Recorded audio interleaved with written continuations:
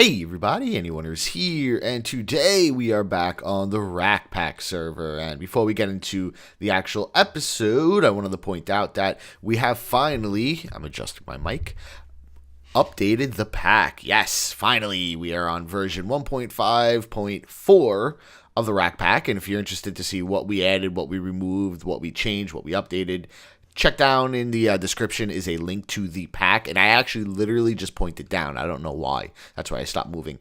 Check down there. If you click that link and you go to the ATL page for the RAC pack, at the bottom you'll see a changelog for 1.54. Cool. So let's just pick up where we left off last time. And we started building out our data center on the moon, and we will be back to there today. But before we do, I said that I needed to change some stuff up here. Most importantly, I moved the actual crafting grid, the crafting chamber or whatever, to here. I've also moved my AE stuff around a little bit, as you can see.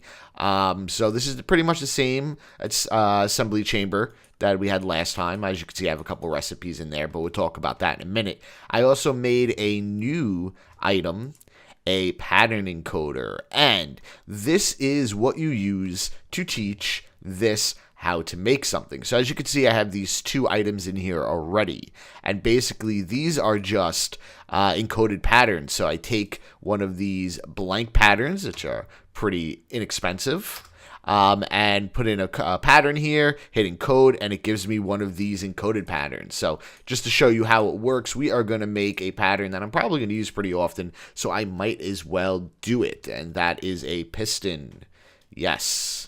So we will make a piston, and just like everything else, you could just shift-right-click the shift-click, not right-click, the question mark, and it comes into here, hit encode, and boom. Now we can make pistons without actually having to keep them in our system. So now if we go into here, it's actually not going to show us because we have 13 pistons. But if I take these 13 pistons out, it allows me to craft some pistons. So if I just click on it, it gives me this nice little interface here, and we could tell it how many pistons to craft, pretty much. So we are going to make, I don't want to make a whole stack because I have 13. So we're going to minus 13 from a stack.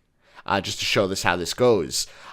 So once I begin here, you'll be able to actually come into here and see what it needs. Now, as you can see, we stopped crafting the pistons. So we did craft a couple, it seems, 30 of them, but we stopped. And why did we stop? Because in order to make a piston, one of the items you need is a force ingot.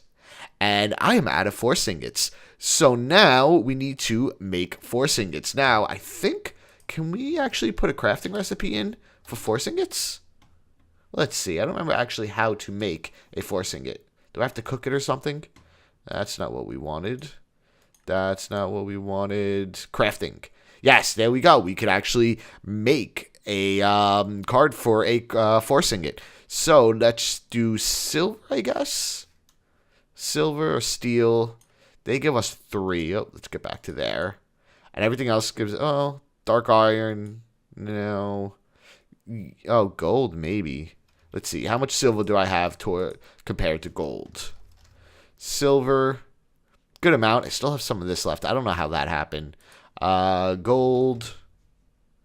We do have more gold. Okay, so we're going to use gold as our pattern. So let's come back up here. We could just clear this out. Come back. Find the gold recipe. Is it this way? Yeah. And there. Okay, so we do that. Encode. Now when we throw this back in here, it should work. See if we can get here quick enough. And see, it's crafting the force ingots, and it's crafting the pistons. Very cool. Now if you look in here, we should have that, 51 pistons. Put our 13 back. We now have a stack. How cool is that? This thing is so awesome. So we'll be able to use this to make multi-step things. But what we also want to be able to do is make stuff that doesn't just craft. And that's where the next step of this comes into play. So as you can see here, I've already put in a recipe for one of these encoded patterns. Now, you've seen me make basic processors in the past. Say these basic processors in the past by using a assembly table, which is pretty cool. But there's actually another way to make it, but you could do it by smelting these basic processor assemblies. And then from here, you can make a basic processor assembly by using a quartz cutting knife and some of this stuff right here. Very cool. But again, we have to actually burn it, smelt it, in order to make it into a basic processor. So how are we going to do that? Well, this pattern encoder not only allows us to use a standard crafting, but we can also use it to encode our own custom ones. So let's say if there was a way to encode a pattern, let's say if this also could have made this in another machine. So now when we actually encode this, this will think that 2 gold and 1 force gem makes a cobble. And why is that important? Well, let me get everything ready that we need to make, and then I'll show you exactly why that's important. Okay, we are back, and I think I have everything I need. Just needed a couple things. The first thing we needed is a redstone furnace. As we've said, to make one of these, you have to smelt one of these. Okay, very simple, very easy, but we need a way for this to be able to talk to this, and I actually don't like the placement of this. We're going to put this right here just for now. So what we are going to do is, actually I don't know if that's going to work. Let's hook it up with a cable for now, just for testing purposes. So what we're going to do here is put down a ME interface.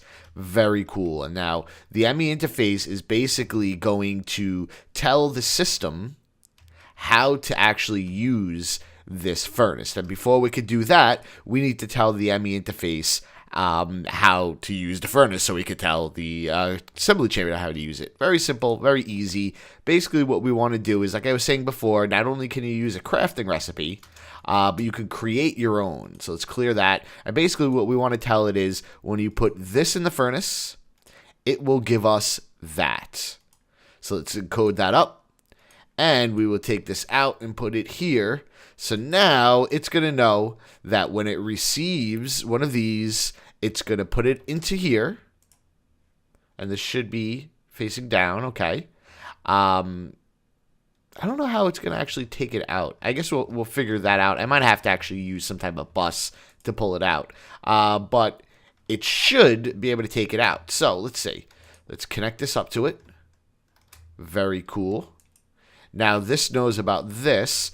So let's try to make a basic processor. Now the first problem is I have a lot of basic processors. So let's just get all the ones I have out. Okay, cool. So now we have them all out. So let's craft one. And as you can see, I also don't have any basic processors. So we're going to be able to make both of those. So we are going to make, I guess for now, we'll make 5. Just so we can actually see it working. So it is first going to make these. And now it should eventually put them in here. Very cool. Oh, this isn't powered. We need to power that. That's an obvious one. So let's get this in this powered. And out the right. Very cool. So now this should be burning. Now does this pull this back out and put it into the system? I guess we'll find out. I have a feeling it's not going to. But let's see. No, it doesn't. Okay, so we're going to need to actually get some type of bus. That's not where my buses are. My buses are over here. I think it would be a import bus. Right? That makes sense? Makes sense to me. So now we should be able to do this. And that. And there you go. And now, if we look into here, we have basic processors. Very, very cool. I really like how this works. Now, obviously, I'm not going to leave this right here. What I did is I actually built a room behind here that I can keep automation like this in here. There's really no easy way to get there other than doing this. But as you can see, it's right here. And this is where I'm going to start hooking up that type of stuff. Very cool. So let me move that back here. It's not too interesting yet. Once we start automating more stuff, I'll take you on a tour of how I do it. But for now, just that can give you an idea of how that actually works. So let me get this all stuff together. And then I want to prep up how we are going to wirelessly connect our A system here to the one on the moon. And then we'll go back to the moon. See you in a minute. Okay, we are back, and I'm pretty sure I have everything ready to go. So what we need to make first is a quantum field ring. And the quantum field ring needs two things. It needs 8 of these and 1 of these. Now, we're going to need to make 2 of them, 1 for here, 1 for space.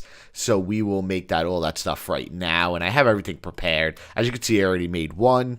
So let's just probably just do that. Yeah, 16 of that. And then 2 of these.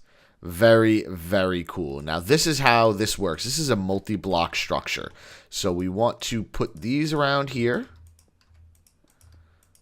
And then this in the middle. And bang, we have ourselves a quantum field ring. Very, very cool. Now, as you can see, there looks to be something missing in the middle. And what can that be? Well, remember all those singularities we were making? I think I stopped at 22. I don't remember where I actually put it. Over here? No, I didn't put it in the garbage. I'll tell you that much. There you go. 22. So we are going to take one of these jammies. Just one. We only need 1. I know it was kind of an overkill, but hey, you never know. We're going to get some TNT. Now, we're going to use tiny TNT for our purposes because it's just going to work and it's not going to destroy too much of the land. And let's get outside to show you how we could turn these singularities into something that we can use. Now, I am going to use this area right here that Parker originally made for our launch pad, just because I'm sure this is going to get thrown away at some point. And actually, I am missing something. I also need some ender dust. I am pretty sure. Let's just get a... Whoa. Let's get a ender pearl. And we should be able to just... Oh, ender pearl dust. There we go. We just need 1 of these. I think this is what we need. You know what? Let me just double check because I'd hate to waste a singularity and be wrong. Be right back. Okay, it looks like I am correct, so we could just grab that stuff. It's already night out. I wanted to do this during the day. But no big deal. We're doing it up here. Shouldn't have anybody bothering us. Assuming Parker actually lit up in there, which I assume he did. Yeah, he did. Okay. So what you got to do is throw down your singularity. Oh, that's not going to work with my helmet on, is it? Let's try this again. Throw down the singularity. Throw down the ender pearl dust. This is the cool part. Put a little TNT down. Light that baby. Now, normally you wouldn't want to do this, but in our purposes, it turned into a singularity. It didn't actually do anything. Let's actually try that again because I'm not sure why that didn't work. I must have done something wrong. Let's try this again. So we get a little TNT and we get an ender pearl dust. Yeah, I mean there's no other ender pearl dust, right? Ender pearl. What ender? Yeah. Oh, maybe there is. Oh, maybe I have to use this applied energistics ender pearl dust. Oh, can I only get it from a macerator? Okay, you know what? Let me run over to Apex's base, grind this up in his macerator, and then we will try it. So I'll be right back. Okay, we're back, and apparently Apex did not have a macerator set up, but luckily Benchy did, so we can do this again. So throw that there, put that down, and I think I have something. I guess a switch will do. I didn't bring another torch with me, and I lost my last one, but that should be fine. So let's see. Let's blow this up and see if it works this time. Come on. There we go. Very cool. Now we have a quantum entangled singularity. So as you can see, when I blew up that singularity, I now have 2 of them. These 2 quantum entangled singularities are entangled. So that means that these 2 are always linked to each other. No matter how many more singularities I blow up, they won't stack with this. They will not be connected. Just these 2. Very cool. So we need to put one of our quantum entangled singularities into the chamber here. Very cool. Now you can see we have this really cool particle effect. But we are not done. We're almost done, but we are not. We also need to connect this up to our A system as well as power. It will need its own power. So Let's dig down to where we know there's a power line right under me. Very cool. And we will break that. And I guess for now we'll break that. And then we need to go here. This is gonna, okay, down here. And then down one more. And then now we should meet up to it right there. Very cool. And we should have very good redstone energy conduit on us. And hook it all up. And then all we need to do is connect. Let's just get up here. Very cool. Now it is powered, as you can see. And now all we need to do is connect some ME cable. And we should be in business, at least on this side. We'll need to do the exact same thing on the other. I'll make this look a little better. Yeah, a little later. But for now, this should be fine. I took all the ME cable out of my inventory, or most of it at least. So let's just put this here. Whoa, forgot that was there. As you can see, you need to connect to these full blocks. You cannot connect to these. They just do not connect up there. So let's just grab a couple more ME cables. There we go. That should be more than enough. Put it here. And boom. This is now connected. Again, like I said, we'll make this look a little prettier later. But for now, we have this side connected. And, oh yeah, it does not take any power because we are powering it separately. Very, very cool. Everything looks okay. And our power consumption doesn't look like it increased too much. So, let me get to the moon. And we will hook this up on the other side. See you guys over there in a moment.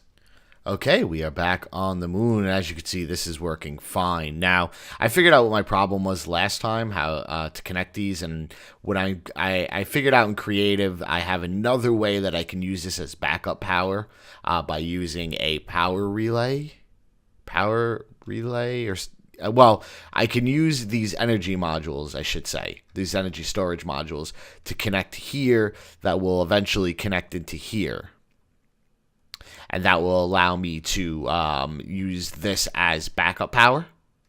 And then I will also be able to use a power relay from Applied Energistics to convert this also into Applied Energistics. And then I can use one of those blocks, which I don't have on me, to run it through this wall and into here. But for now, we are just going to use a Tesseract just to get this up and running as quick as possible. So we are going to do the same thing we did before. We are going to use our quantum field to create a quantum field, basically.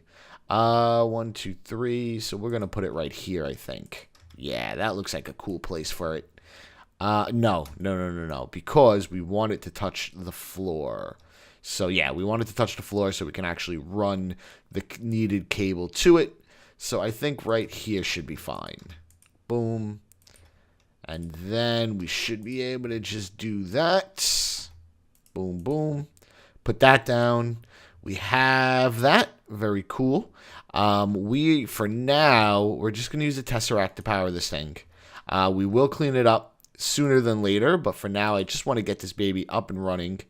We are going to hook this up to Space Power 2. Space Power 1, actually. There is no Space Power. Actually, no. Yeah, we're going to hook this up to Space Power 2. And then what we're going to do is we're going to hook another Tesseract up outside. So we're actually pulling from this power. But we'll do that in a minute. First, we need to hook up this baby. And if I remember correctly, I left some wire here somewhere. There we go. Cool. So now let's just find where this is. Come on. We can do it. We can do it. There we go. We need to break that block. Very cool. Okay. Let's get back down there. And we could hook our stuff up. Let's put this back here. And then we should be able to hook this baby up and have ourselves a working data center on the moon. I'm very excited about this, guys. You don't know how excited I am. Okay, so let's get out of this hole and then hook this up. And now this still isn't working. Right, because there's no power there.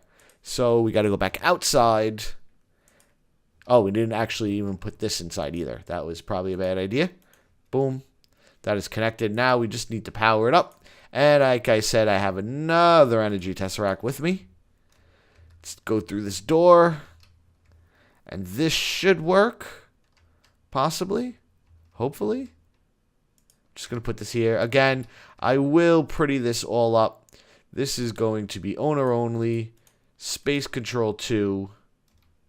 And then this needs to go out. What is that? The front? Is that working? Space control 2. That looks on. Is that pulling any power? Why is that not pulling any power? What am I missing? Let's see. This should be on space power 2. It is. That should actually work. It's connected down there. That is connected to that. Why isn't this working? I guess give me a minute. Let me play around with this, and I'll be right back. Okay, we are back, and as you can see, this is working. The issue was this was actually set for send only, and the other one was set for receive only. But as you can see, this is up and running, and we have access to our ME system. How cool is this? So now is the process of transferring all my resources back to here, setting everything up, but we can do that another time, or more appropriately, I'll probably do that on my own time so you don't have to actually watch me do that, and I'll clean all this up. But one thing I did want to change out here is something that I was playing around with in single player mode, and it seems like it's going to work pretty well.